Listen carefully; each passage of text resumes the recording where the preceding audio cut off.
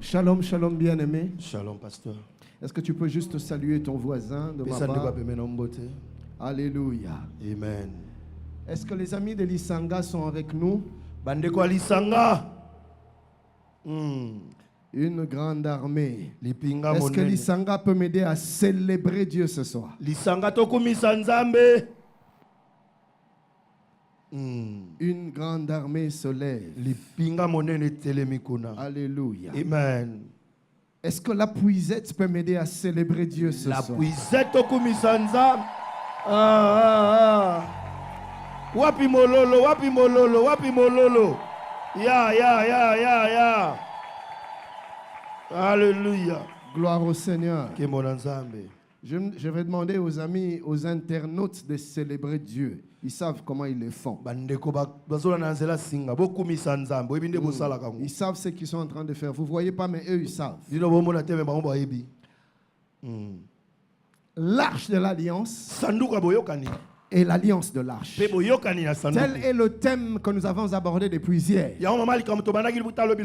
Et dans mon introduction, j'ai essentiellement donné les raisons de cet enseignement. Pourquoi est-ce que Dieu nous a donné ce fardeau? Pourquoi est-ce que Dieu nous envoie ce message en ce temps-ci? Et vous aurez compris que ce message s'adresse d'abord à l'église. Et quand je dis église, il s'agit de toi, il s'agit de moi, il s'agit de nous. L'Éternel nous appelle à nous rapprocher de lui. L'Éternel nous appelle à un plus grand attachement. L'Éternel nous appelle à refuser toute forme de superficialité, à toute forme de mélange. Le Seigneur nous appelle à la fermeté. Il nous appelle à la détermination. L'Éternel nous appelle à la consécration. Le prophète pouvait dire: et vous verrez de nouveau la différence entre ceux qui servent Dieu et ceux qui ne le servent pas. Et cette différence, ce n'est pas dans les œuvres, mais c'est une différence qui se manifeste dans la qualité de vie. Par la grâce de Dieu, nous le verrons. Par la fermeté, nous le verrons. Par la détermination à craindre Dieu, à se soumettre à la volonté de Dieu, nous le verrons. Nous le verrons. Tout à l'heure, pendant que l'Isanga était en train d'acclamer, dans mon esprit, une seule phrase: une armée de Dieu est en train d'être suscitée. Une armée de Dieu est en train de monter. Une armée de Dieu est en train de se réveiller, semblable aux ossements desséchés dont parle le prophète Ézéchiel. C'était une grande vallée, malheureusement remplie d'ossements, des ossements desséchés, morts. Il n'y avait pas de vie. Mais Dieu dit à son serviteur: Fils de l'homme, ces ossements peuvent-ils revivre? Le Fils de l'homme lui dit: tu le sais. Et le Père lui dit: parle aux ossements desséchés, appelle à la vie, parle à l'esprit, que l'esprit souffle de 4 vents. Et quand l'esprit s'est mis à souffler, il y a eu un mouvement. Bien-aimé, durant ce séminaire, il y aura un mouvement. Les morts vont revenir à la vie. Les ossements desséchés vont revêtir des nerfs, vont revêtir des muscles, vont revêtir des chairs. Les ossements desséchés vont sortir des décombres. Une armée nombreuse. Le prophète parle d'une armée nombreuse que Dieu a relevée des ruines, du chaos, de la désolation, là où il y avait la mort. Quand l'esprit de vie est passé, quand l'esprit de résurrection a soufflé, la mort a laissé place à la vie. Et les ossements se sont transformés en une armée grande, une armée forte, une armée puissante. Je lève ma main et je déclare que nous sommes en train d'assister au réveil de l'armée du Tout-Puissant, de l'armée du Très-Haut. Je parle d'une armée de héros, une armée de vainqueurs, une armée d'hommes et de femmes décidés à courir, à marcher dans l'intégrité, dans la consécration.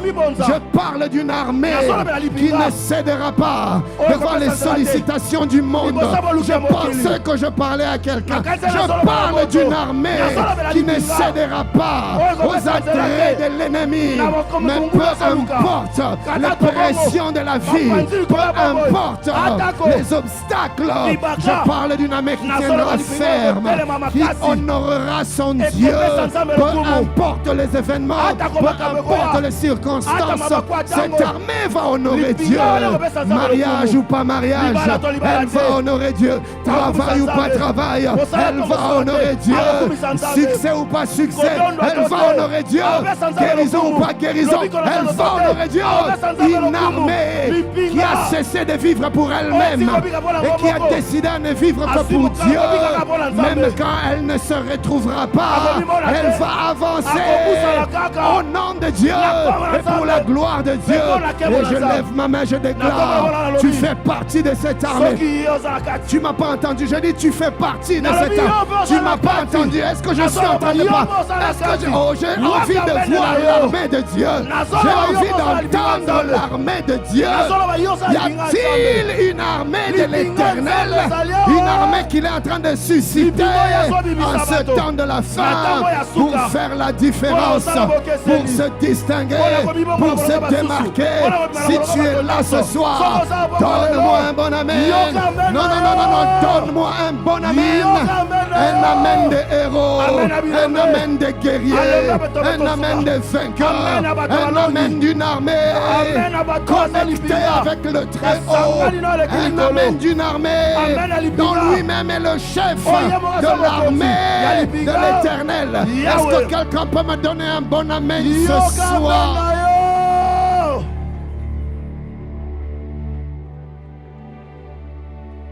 C'est à toi que le Seigneur parle. L'armée du Dieu très haut. Ça, c'était donc le premier chapitre. Et ce soir, je veux aborder notre second chapitre où je parlerai des concepts fondamentaux. Il n'y a que deux concepts dans ce thème. D'une part, l'arche de l'alliance, et d'autre part, l'alliance de l'arche. D'une part, l'arche, d'autre part, l'alliance.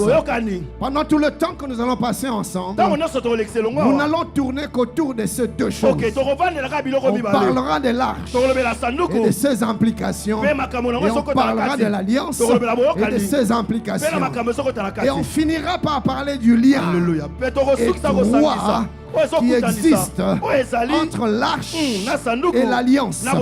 L'arche n'a aucun sens. L'arche n'a aucune valeur sans alliance. On ne peut détacher l'alliance de l'arche. Là où il y a l'arche, il y a l'alliance. Et si on enlève l'alliance de l'arche, l'arche n'est qu'un coffret impuissant, sans valeur, sans importance. Car ce qui accorde la force, la valeur, le poids à l'arche, c'est l'alliance. On en parlera. Ok. Le premier concept est donc l'alliance. Quand je parle de l'alliance, entendons l'alliance de Dieu. Premièrement avec Israël, son peuple, le peuple aimé de Dieu, le peuple élu. Mais par extension, l'alliance avec toute l'humanité, toute la création. Dans ce chapitre, nous en parlons.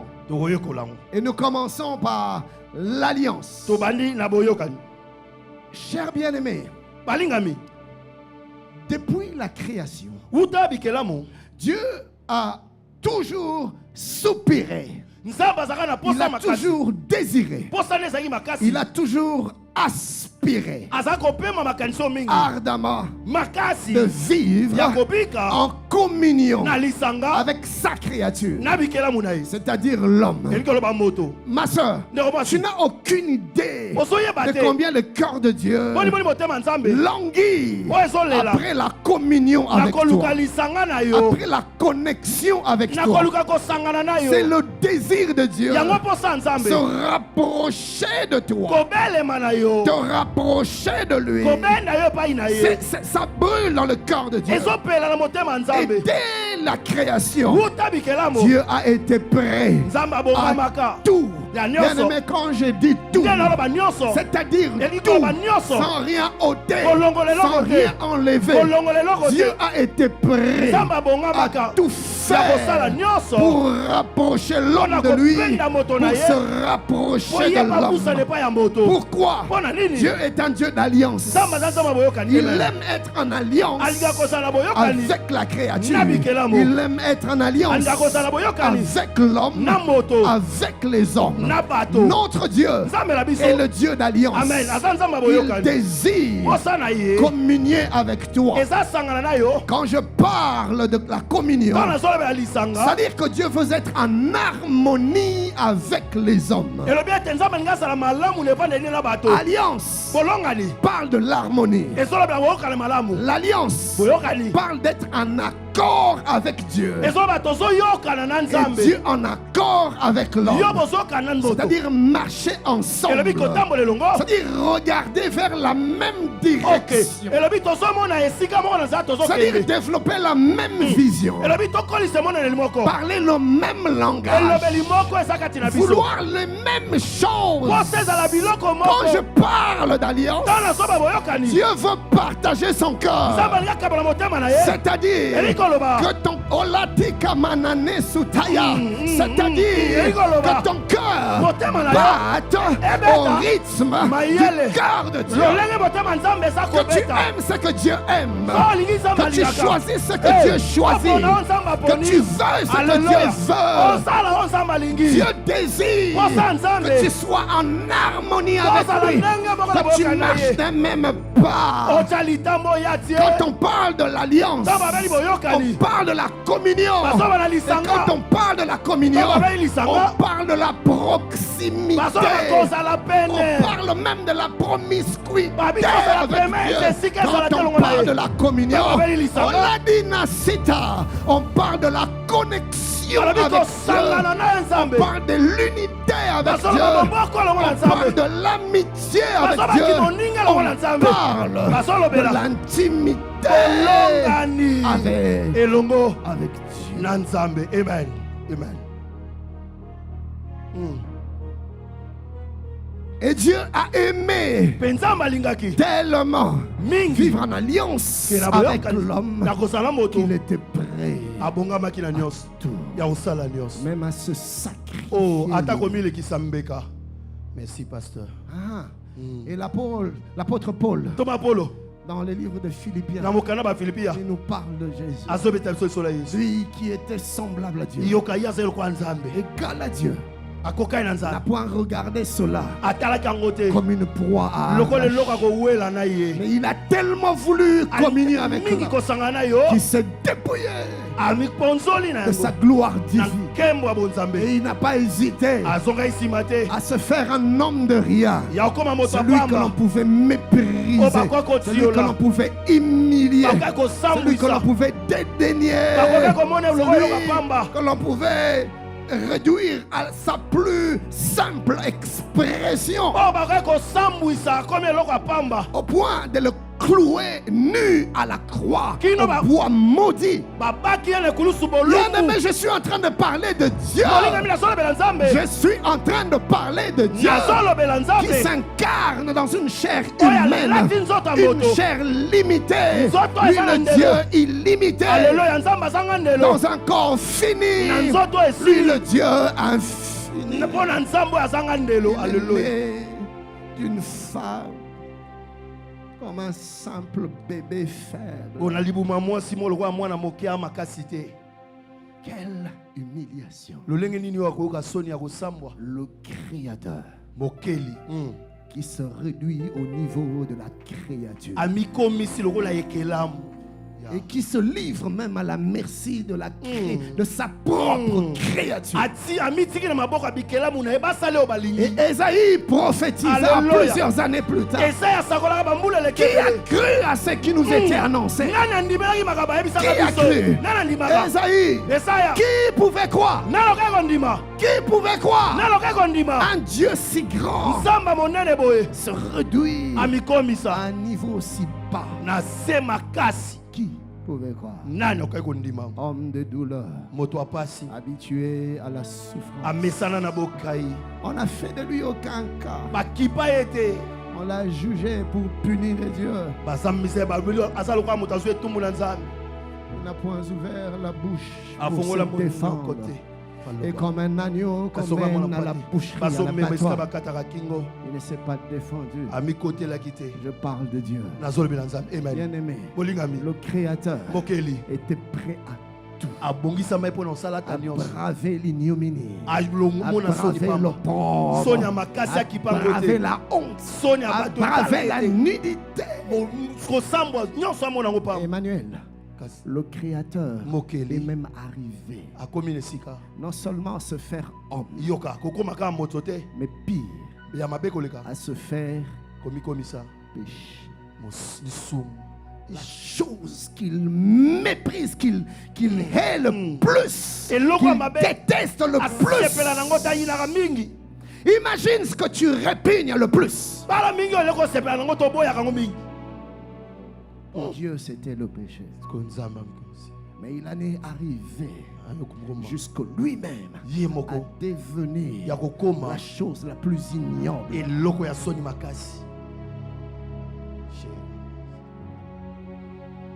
Tu n'as aucune idée de l'intensité de l'amour de Dieu. Tu n'as aucune idée, frère. Tu n'as aucune idée.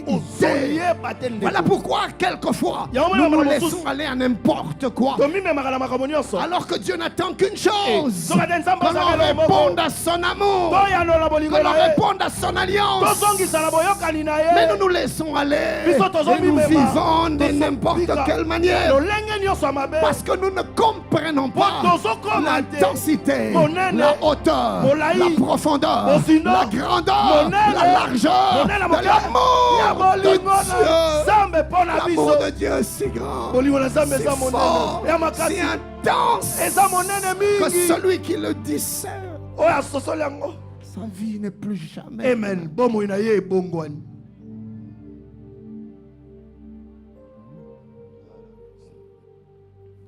Et quand je pense au sublime mystère d'un Dieu si grand, ait pu penser à que son cher fils est devenu mon frère et que je suis l'héritier du grand roi. Acclamons le Seigneur pour son amour. Acclamons le Seigneur pour son amour. Alléluia. Alléluia. Alléluia. Alors de tout mon cœur, je crie la nuit et le jour que tu es grand. Oh Dieu d'amour.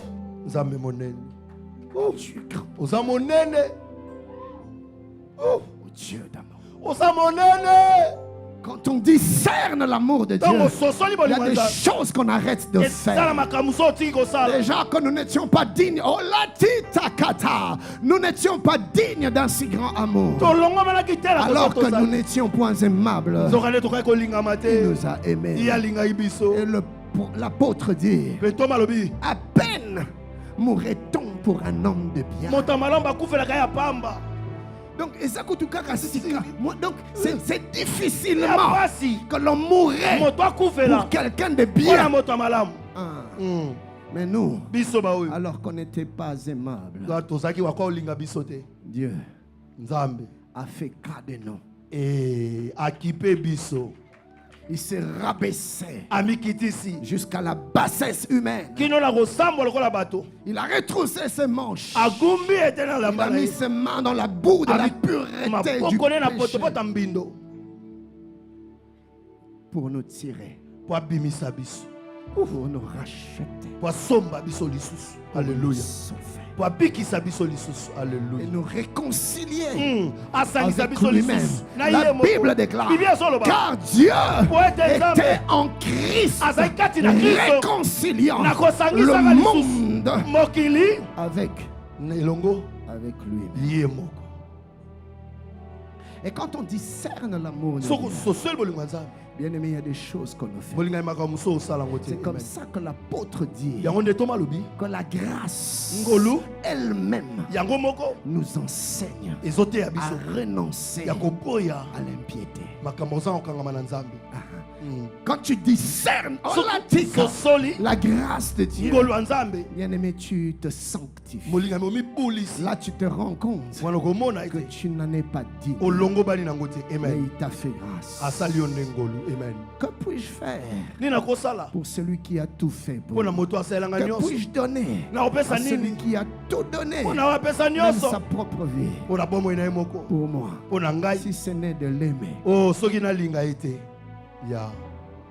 Et quand Dieu nous parle de l'alliance, il nous parle de ce désir de communier, de nous rapprocher de lui, de se rapprocher de nous.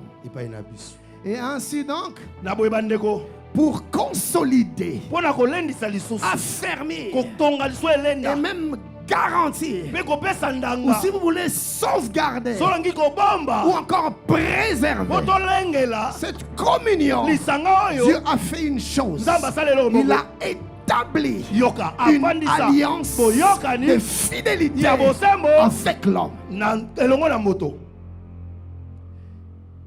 Et cette alliance, comme je le disais tout à l'heure, avait pour vocation, en plus d'Israël, de s'étendre sur toute l'humanité.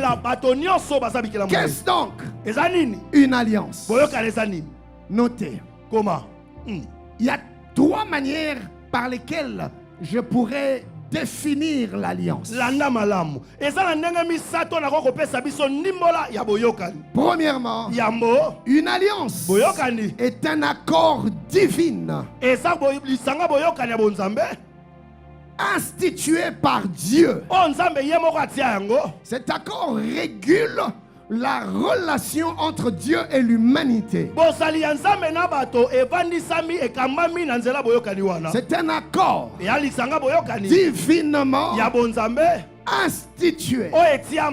Et cet accord règle la relation, ou si vous voulez, les interactions, ou si vous voulez, les rapports entre Dieu et l'homme, entre l'homme et Dieu. C'est-à-dire l'alliance nous permet de comprendre comment est-ce que nous pouvons vivre avec Dieu et comment est-ce que Dieu peut vivre avec nous. Et il nous le révèle au travers de l'alliance.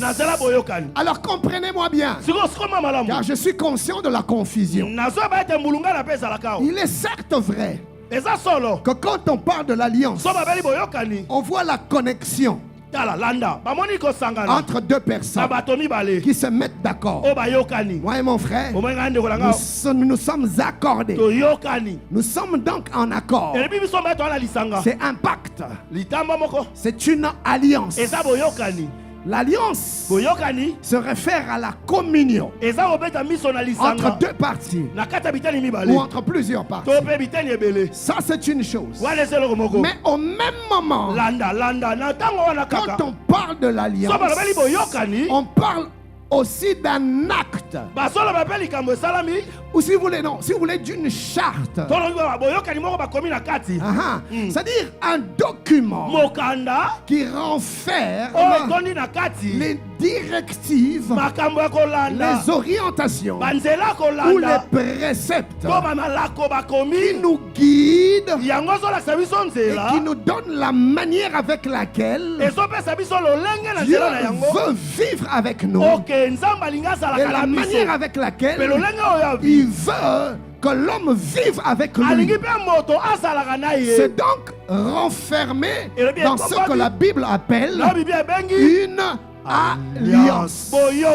Amen. Ainsi donc, la Bible est constituée de deux alliances.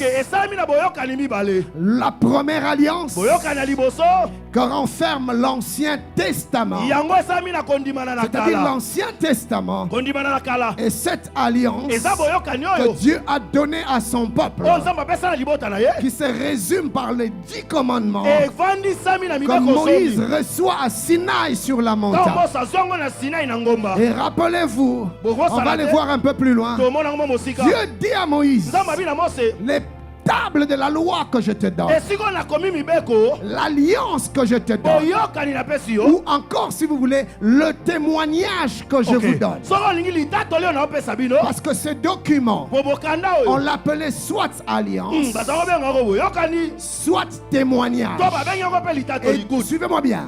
Dieu dit à Moïse, tu prendras ce document, cette alliance, ce témoignage, tu le mettras dans un coffret.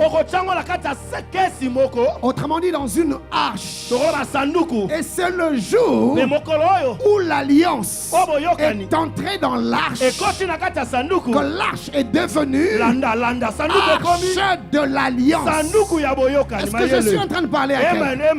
Amen. Good. Ça c'est l'arche. Mais l'arche, ça c'est l'alliance.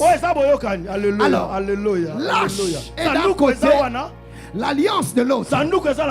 L'arche n'est rien d'autre qu'un coffret. Vraiment, c'est bien une caisse. Une boîte. Et pour le cas d'espèce, c'était une boîte en bois.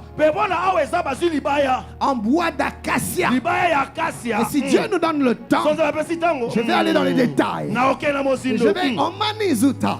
Et je vais expliquer pourquoi pourquoi ce type de bois. Dieu ne fait jamais rien au hasard. Et vous allez vous rendre compte qu'un peu plus loin, quand Dieu donne à Moïse l'ordre de fabriquer ce coffret, cette boîte, cette arche, Dieu lui donne des indications précises dans les détails. Il donne le type de bois, il donne la taille, il donne la forme, il donne la matière avec laquelle l'arche devait être couverte. Il donne les prescriptions, les détails sur le couvercle de l'arche dans les détails près. Voilà pourquoi l'arche ne pouvait être regardée comme une chose quelconque,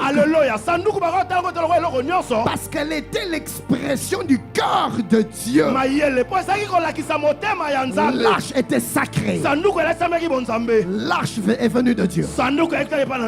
Cependant, si vous prenez cette arche, vous le mettez d'un côté, et l'alliance, tel que je venais de l'expliquer tout à l'heure, vous le mettez de l'autre côté, l'arche sans l'alliance ne veut rien dire, n'a aucun sens. L'arche devient une chose importante, devient une chose de valeur. Alléluia. Dès l'instant que Moïse prend l'alliance, c'est-à-dire les tables de la loi, et qu'il place à l'intérieur de l'arche. Sans l'alliance, l'arche n'est rien. Mais avec l'alliance, l'arche est tout.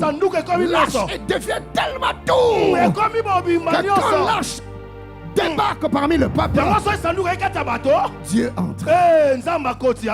Alléluia.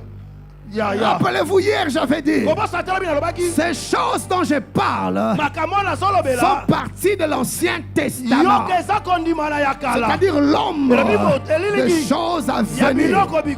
Nous aujourd'hui, quand on parle de l'alliance, nous avons une révélation que Moïse n'avait pas. Je disais tout à l'heure, dans la Bible il y a l'Ancien Testament, il y a le Nouveau Testament. L'Ancien Testament contient l'ancienne alliance. Le Nouveau Testament est venu avec la nouvelle alliance que Christ a inaugurée par son sang. Si l'ancienne alliance avait de la valeur par le sang des boucs et des taureaux, la nouvelle alliance a pris sa valeur par le sang de Fils de l'homme. Et de la même manière que Jésus-Christ est venu inaugurer une nouvelle alliance, Jésus-Christ est venu lui-même comme l'arche de l'alliance. Et de la même manière, dans l'Ancien Testament, l'alliance donnait de la valeur à l'arche. Dans le Nouveau Testament, Dieu est venu rendre la valeur aux hommes par son Fils Jésus. Ainsi la Bible déclare, celui qui a le Fils a la vie, celui qui n'a pas le Fils n'a pas la vie. Ainsi la Bible nous montre que celui qui a le Fils est connecté à Dieu, car il est en alliance avec Dieu. Jésus est venu inaugurer l'alliance. Jésus représente lui-même l'alliance entre Dieu et l'alliance parle de la connexion. L'alliance parle de la communion. Sans Christ, nous étions comme des hommes sans alliance. Nous étions comme des coffrets sans alliance, sans importance, vide de sens, sans valeur.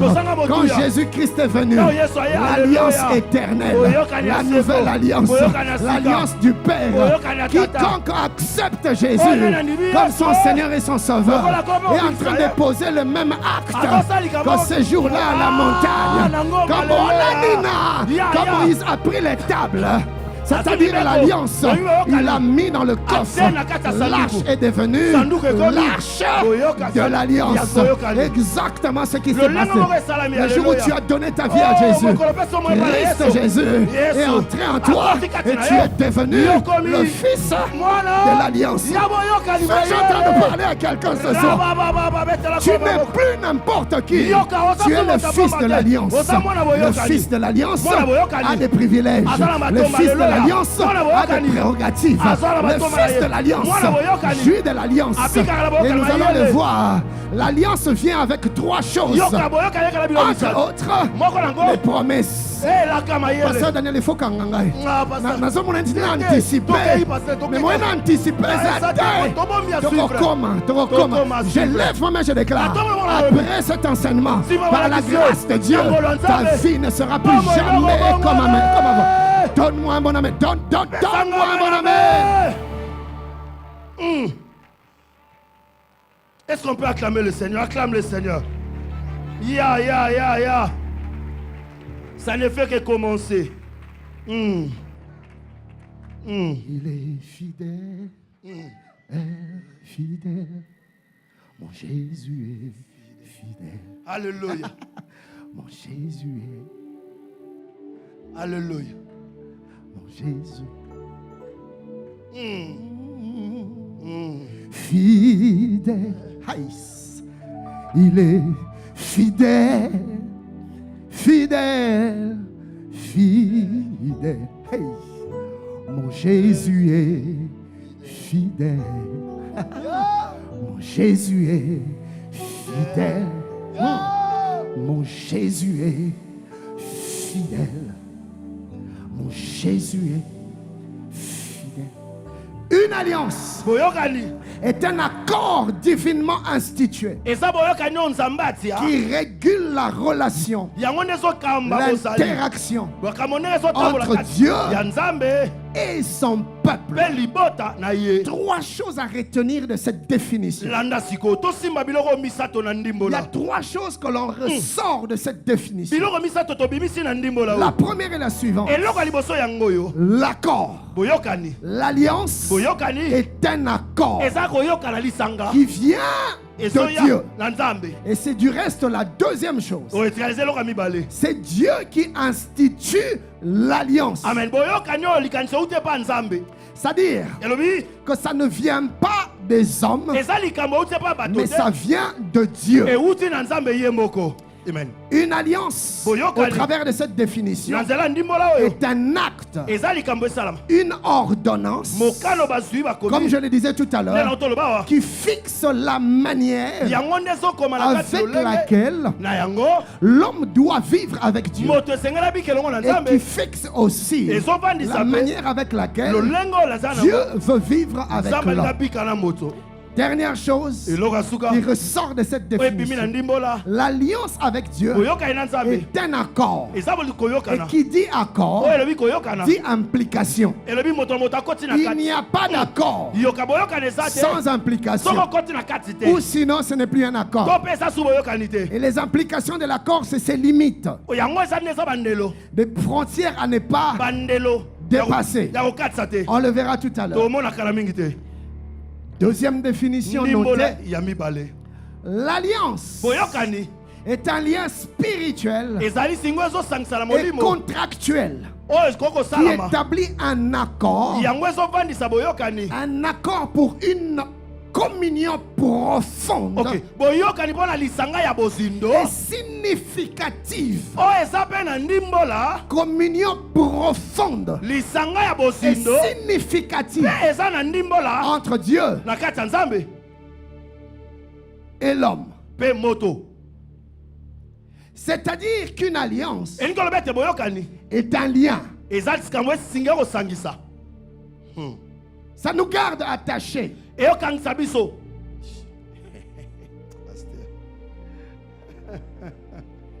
n'y a pas de micro sans fil ici.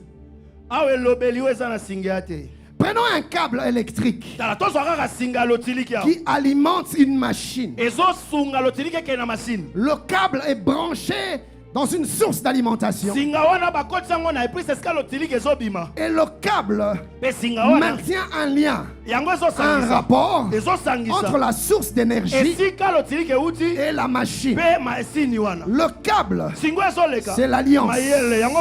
C'est le câble qui donne la vie à la machine. Si le câble est déconnecté de la machine arrête de fonctionner. Donc le câble, c'est ce qui fait que tu vives. C'est l'alliance. Celui qui baise l'alliance se déconnecte de la source de la vie qui se trouve en Dieu. L'alliance est un lien qui nous fait vivre. L'alliance est un lien qui nous garde attachés, connectés à Dieu. Amen. Une fois que l'alliance est brisée, le lien est brisé.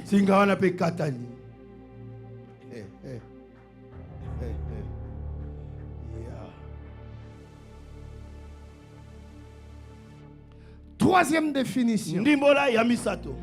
L'alliance est un engagement, mais un engagement réciproque, ou si vous voulez, un engagement mutuel entre Dieu et l'homme, Dieu et son peuple. Mais c'est une alliance basée sur la fidélité, la promesse et la grâce divine. Ici, j'aimerais comprendre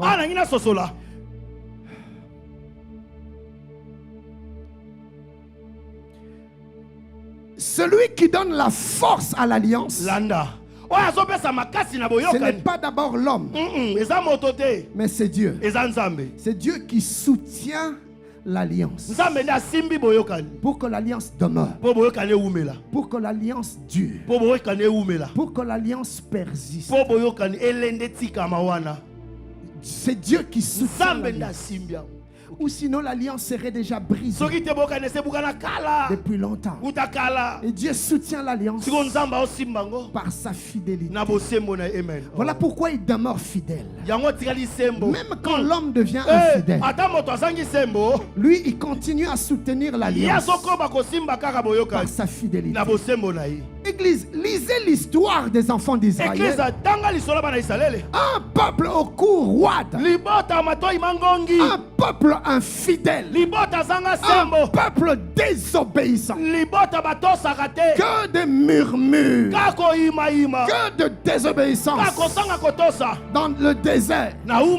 Mais malgré cela, Dieu continue à soutenir l'alliance. Plus tard, Dieu, Moïse est parti. Dieu donne Josué. Josué est parti. Dieu envoie les juges. Mais à un moment donné, entre-temps, le peuple continue à persister, à demeurer dans l'infidélité. Mais Dieu soutient l'alliance par sa fidélité, par sa grâce et par ses promesses. Malgré l'infidélité du peuple, Dieu est irrité. Dieu tourne le dos. Et puis il revient. Il dit, venez et plaidons. Vous avez péché. J'étais irrité. Mais revenez. Même si vos péchés sont comme le cramoisi, je vous rendrai plus blanc.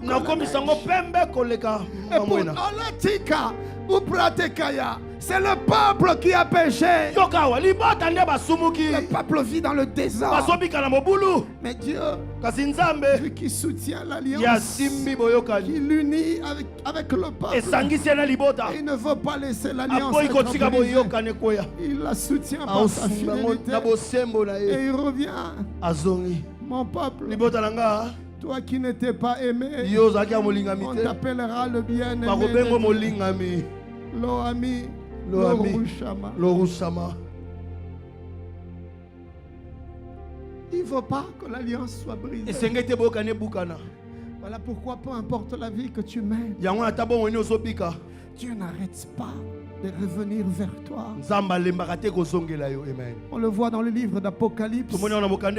Même quand l'église l'a mis dehors, la Bible dit, Jésus dit, je suis à la porte. Vous m'avez chassé. Je ne suis pas allé loin. Je suis en train de permettre que j'imagine Jésus mis à la porte par l'infidélité du peuple, par l'impureté du peuple. Il se retrouve en dehors de sa propre maison. Pendant qu'il est en train de partir, il y a quelque chose qui le retient, qui le rappelle, qui le ramène.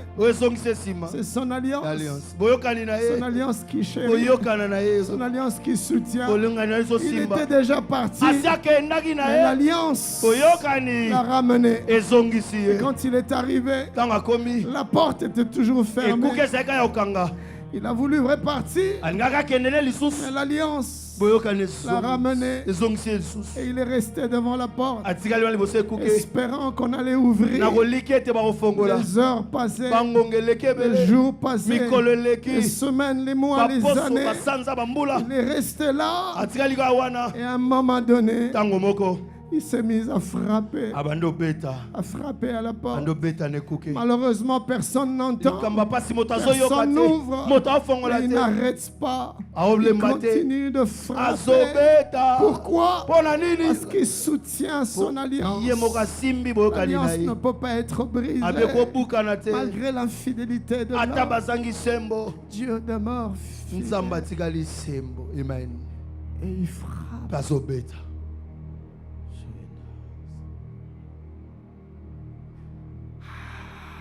Maman Nathalie, Dieu soutient tellement l'alliance. Il est allé voir les parents de Samson. Il leur a dit, je vais faire une alliance avec votre fils. Par lui, je commencerai la délivrance d'Israël. Pasteur Mehdi, ce qui m'étonne, Dieu prend l'alliance avec Samson. Il les met dans les cheveux. Pourquoi il n'a pas mis dans les bras? Pourquoi il n'a pas mis dans les pieds? Pourquoi il n'a pas mis dans les oreilles? Pourquoi il n'a pas mis dans les yeux? Pasteur Christian, tu sais pourquoi? Parce qu'un œil crevé ne repousse pas. Une oreille coupée ne repousse pas. Une main coupée ne repousse pas. Mais Dieu chérit son alliance. Il dit, je le mettrai dans les cheveux. Je connais l'homme. Même si je lui dis, ne dis pas, il finira par dire, je le mettrai dans les cheveux. Pourquoi? Parce que les cheveux repoussent. Les cheveux repoussent. Les cheveux repoussent. Et aussi longtemps que son sang aura des cheveux, la force sera avec lui. L'alliance sera avec lui. L'onction sera avec lui. Notre Dieu chérit l'alliance. Et il préserve l'alliance. Est-ce qu'on peut acclamer le Seigneur? Est-ce qu'on peut acclamer le Seigneur? Alléluia, alléluia. Ya. Bon. J'aimerais dire à quelqu'un ce soir, chéris ton alliance avec Dieu. Rien n'est aussi précieux que ta communion avec Dieu. Perds tout. Ne perds jamais ta communion avec Dieu. Et peu importe ce qui est arrivé dans ta vie, sache que l'Éternel soutient l'alliance. Il ne brisera jamais son alliance avec toi. Voilà pourquoi il pouvait dire à son peuple, je ne t'abandonnerai pas, je ne te rejetterai pas. Même si avec Moïse, le peuple était un peuple courroide, un peuple rebelle, Dieu revenait. Avec Josué, le peuple a été rebelle, Dieu revenait. Avec les juges, le peuple a été si rebelle, il a refusé même d'avoir Dieu comme roi. Il a dit à Samuel, donne-nous un roi. Nous voulons qu'un roi nous dirige comme toutes les nations. Mais vous n'êtes pas comme toutes les nations. Vous avez votre roi. Dieu est votre roi. Ils ont dit non, nous voulons un roi que nous pouvons voir, un roi que nous pouvons toucher. Samuel était brisé dans son cœur parce qu'il a vu le peuple en train de rejeter Dieu. Dieu dit à Samuel, ce n'est pas toi qui rejettes, c'est moi qui rejette. Donne-leur un roi. Dieu leur a donné un roi. Et malgré le roi, là c'était pire. Et le roi et le peuple, compromission. Et les rois se sont succédés. Et le peuple allait de compromission en compromission, de rébellion en rébellion. Dieu a envoyé des libérateurs. Et le peuple revenait. Mais il se replongeait dans le péché. Et il se déconnectait de Dieu. Et jusqu'à un point où ils ont été faits captifs par les ennemis que Dieu a dit qu'ils allaient soumettre. Et ils ont été tellement captifs qu'ils se sont retrouvés dispersés dans le monde. Israël n'était plus une nation. Une nation que l'on pouvait voir. Une nation que l'on pouvait palper. Une nation avec un territoire. Israël comme dispersé dans le monde. Les Juifs dispersés dans le monde. Que la nation juive n'existait plus. Mais comme la vallée des ossements descend, Dieu avait un plan de restauration. Et pas plus tard qu'en 1948, c'est accompli ce que le prophète disait.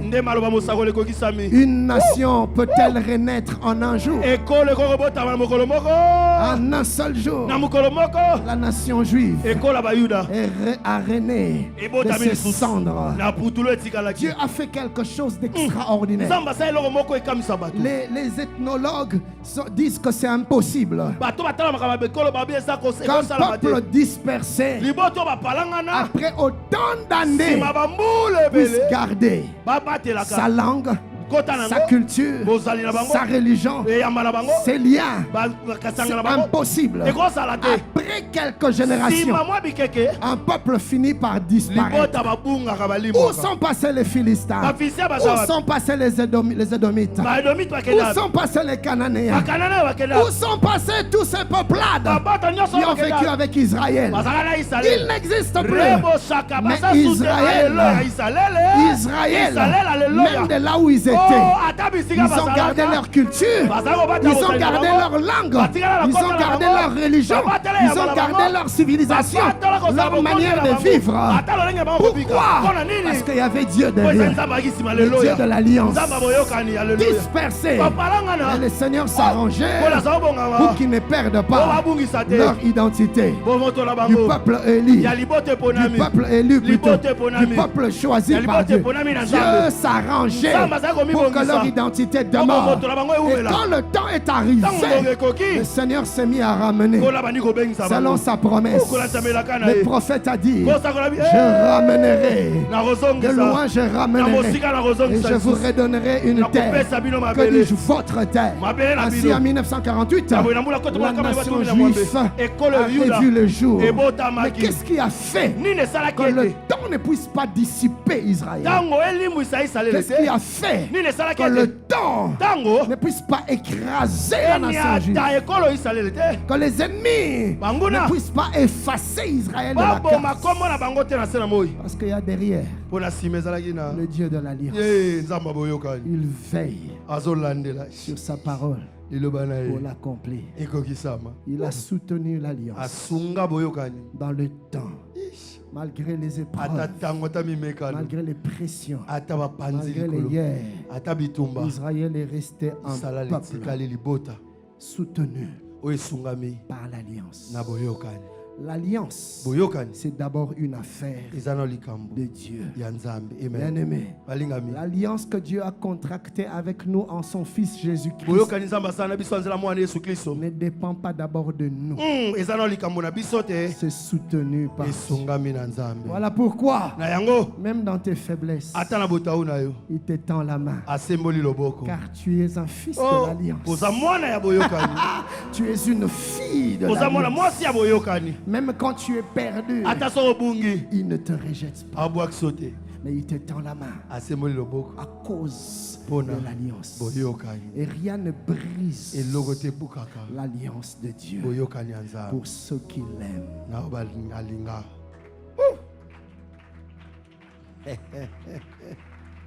Maman Nathalie, l'Esprit m'a souvent reproché.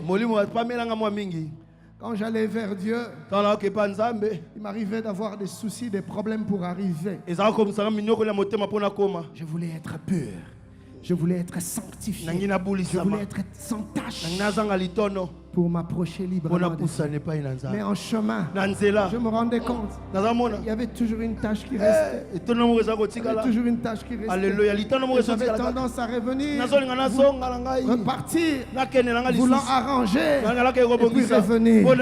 Et à chaque fois que je repartais, Dieu me disait: fils, arrête ça. Arrête de t'approcher de moi sur base de ce que tu fais ou sur base de ce que tu ne fais pas. Tu n'y arriveras pas. Tu es limité, fils. Tu es un parfait fils. Mais viens à moi sur base de l'alliance. Que dit l'alliance? L'alliance dit: tous ont péché, mais sont privés de la gloire de Dieu. Cependant, il nous a donné un don gratuit par son Fils Jésus-Christ. Il nous réconcilie avec lui, pas par nos œuvres, mais par l'œuvre de son Fils, par son alliance avec son Fils.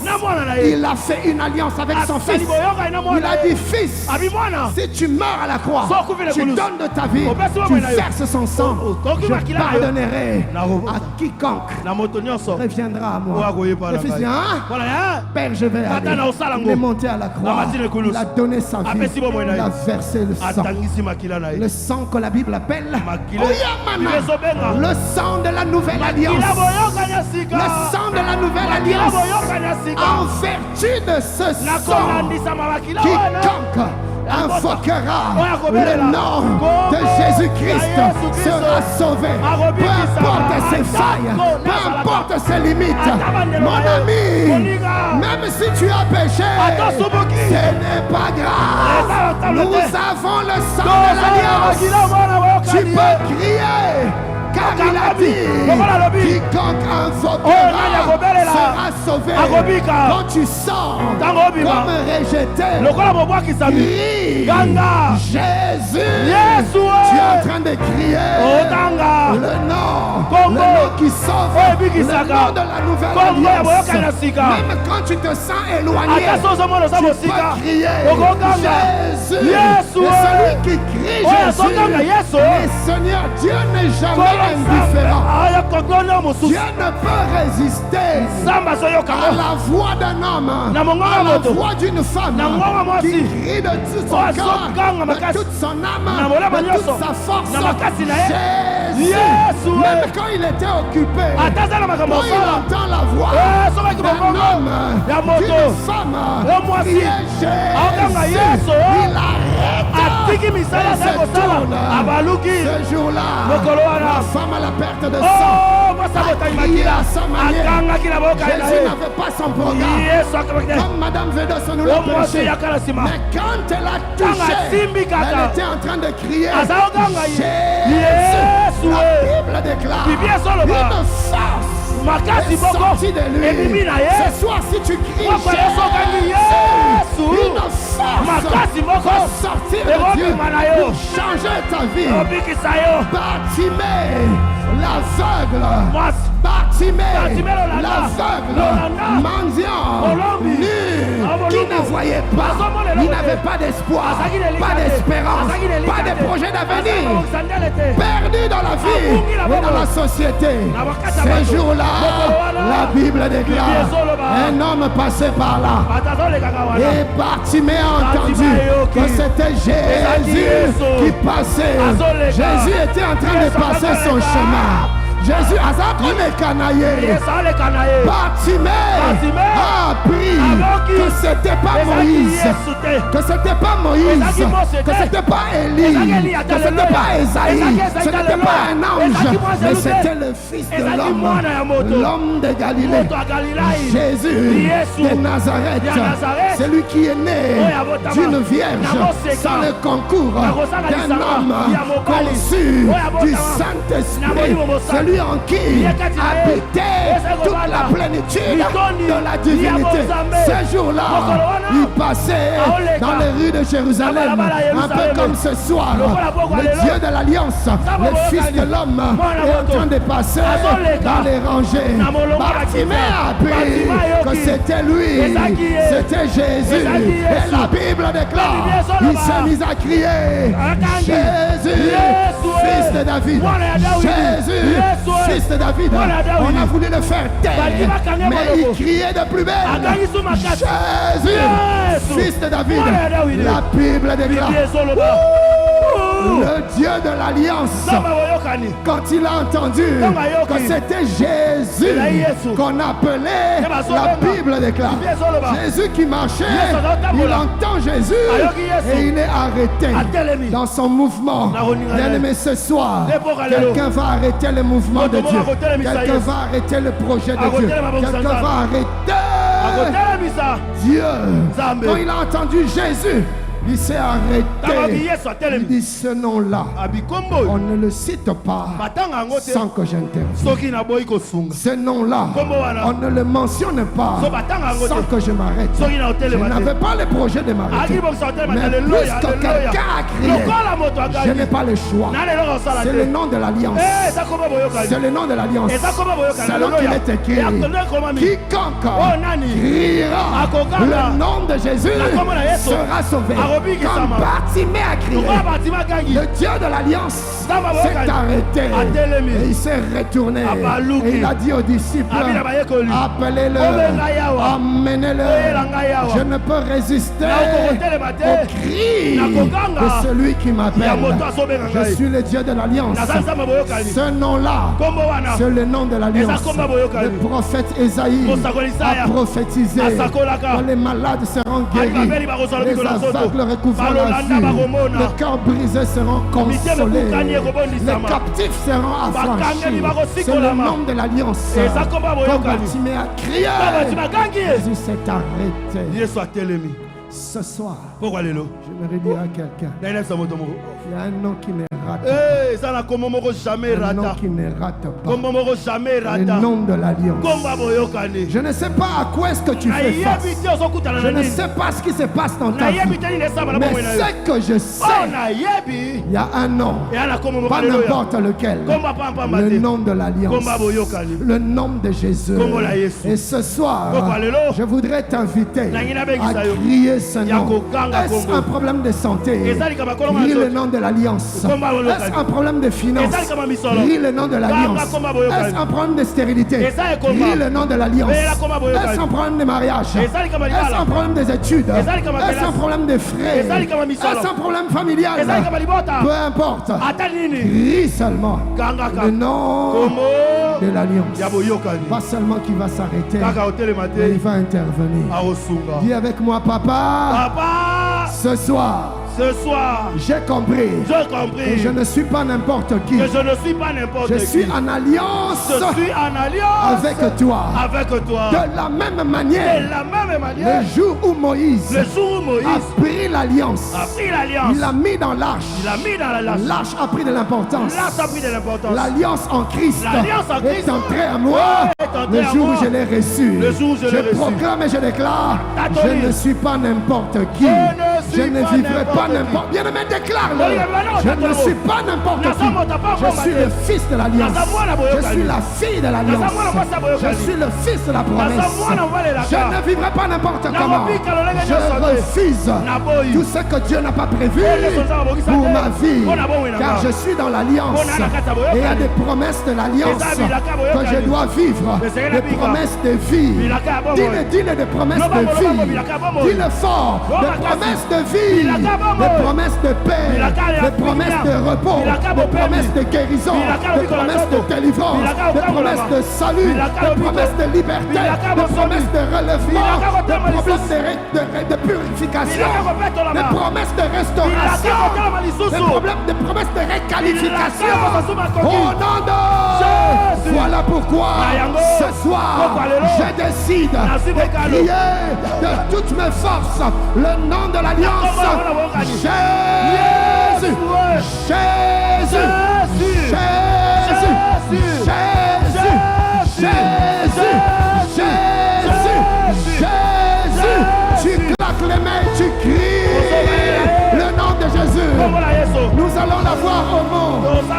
Il a dit, celui qui va crier, celui qui va crier sera sauvé. Mon ami, crie. J'ai dit crie. Pendant que tu es en train de crier, les chaînes sont en train de tomber. Pendant que tu es en train de crier, les portes sont en train de s'ouvrir. Pendant que tu es en train de crier, ton miracle t'attend. Est-ce que quelqu'un peut crier Jésus? Est-ce que quelqu'un peut crier Jésus? Crie Jésus sur ta maison, Jésus sur tes enfants, Jésus sur ton foyer. Jésus, Jésus, Jésus, Jésus, le nom qui sauve. Jésus, le nom de l'alliance. Jésus, Kotali Kambunangai. Jésus, Telemanatina Nangai. Jésus, Jésus, Ozobeta Maboko Zobondela, Ozobelela, Ozobondela, Ozobelela.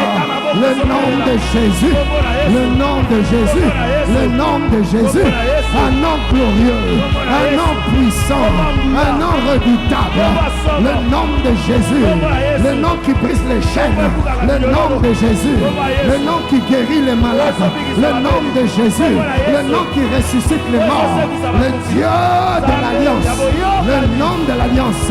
Ozobeta Maboko Zobondela, Ozobelela, Ozobondela, Ozobelela, réclame les acquis de l'Alliance. Réclame les avantages de l'alliance. Réclame les bénéfices de l'alliance. Réclame ta santé. Réclame ta santé. Réclame ta restauration. Réclame ton mariage. Réclame tes enfants. Ozo Belela.